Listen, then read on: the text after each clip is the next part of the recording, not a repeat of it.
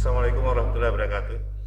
Salam sejahtera untuk ayah dan bunda, Abi dan Umi. Hari ini kita ketemu di dalam pembahasan tentang diare dengan Dr. Lasmi dari Rumah Sakit Bunda Alia Depok. Selamat pagi Dr. Lasmi. Selamat pagi dokter. Gimana dok, sehat dok pagi ini dok? Sehat dokter.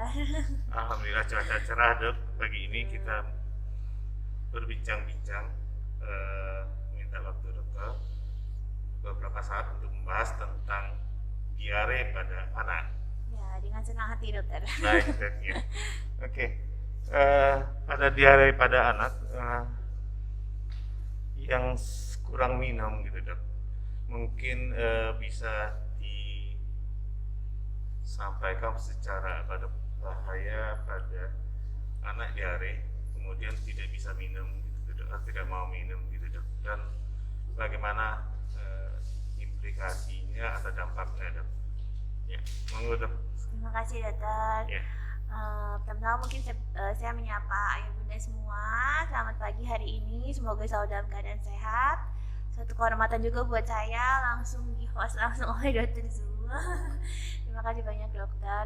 Mungkin pertama-tama memang diare itu adalah suatu penyakit yang sangat lumrah dan sering terjadi pada anak-anak ya dokter ya. Yeah.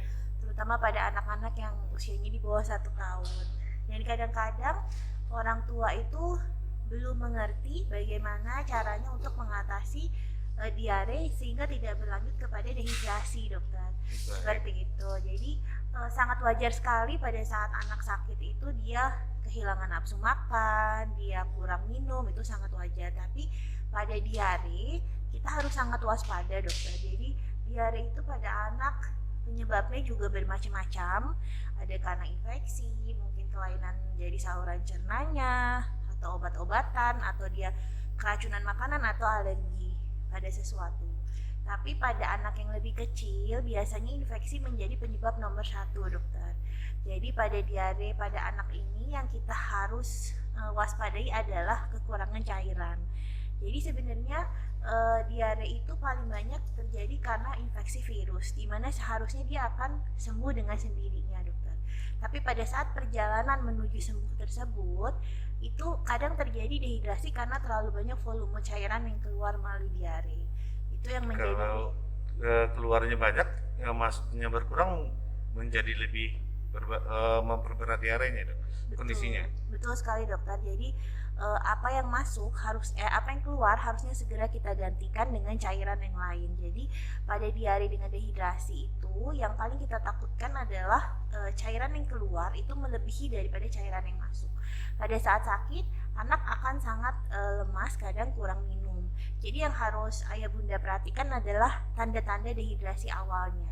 Dehidrasi sendiri kan terbagi menjadi dehidrasi ringan sedang dan dehidrasi berat ya dokter ya. Yeah. Pada saat awal biasanya anak-anak itu belum menunjukkan tanda-tanda dehidrasi, tapi pada saat diarenya mulai menunjukkan frekuensi lebih dari 3 kali, kita sudah harus waspada. Jadi anaknya biasanya yang dehidrasi ringan sedang tuh mulai lemas dokter, lemas, terus dia minumnya itu berkurang atau dia terlihat haus seperti itu. Lalu anaknya pada anak yang lebih kecil biasanya di bawah 18 bulan ubun-ubunnya itu lebih cekung dokter. Jadi itu harus kita perhatikan, dan juga frekuensi dari buang air kecilnya. Kalau buang air kecilnya sudah berkurang dari dalam waktu 4 sampai 6 jam itu tidak ada buang air kecil, maka seharusnya para mams juga sudah harus waspada tanda-tanda tersebut. Karena saat dehidrasi dibiarkan saja dokter, hal yang terjadi pertama adalah kita bisa katakan secara bahasa medisnya itu adalah shock hypovolemik. Jadi shock hypovolemik ini adalah suatu keadaan di mana cairannya sudah sangat kurang sehingga pembuluh darah tidak bisa menyampaikan cairan tersebut ke jantung untuk dipompa ke seluruh bagian tubuh, sehingga anaknya akan mengalami beberapa kerusakan organ.